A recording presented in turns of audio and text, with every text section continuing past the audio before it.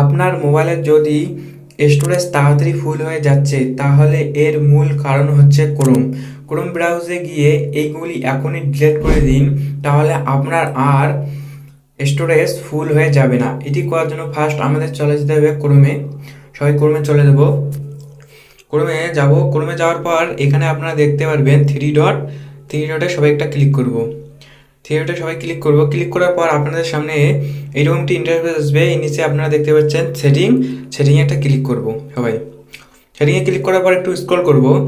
Scroll করার পর এখানে আপনারা দেখতে পারবেন সাইট সেটিং।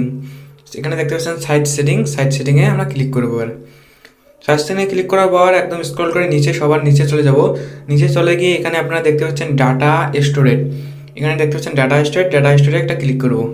ডাটা স্টোরে ক্লিক করার পর এখানে আপনারা দেখুন আপনার যেইগুলো সাইট বা কোনো ওয়েবসাইটে চলে গেছেন সেইগুলো এমবি এখানে শো হইতেছে।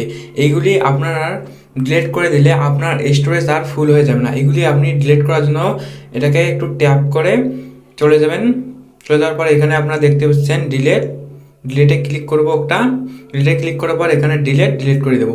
এইভাবে আপনি স্ক্রল করে গেলে আপনার যতগুলো এইরকম ওয়েবসাইট আছে সবগুলো আপনি এখানে ডিলিট করে দেবেন। তো বন্ধুরা, ভিডিওটি ভালো লাগে একটি লাইক করবেন এবং এইরকম ইনফরমেশন ভিডিও পাওয়ার জন্য চ্যানেলটিকে সাবস্ক্রাইব করে রাখবেন।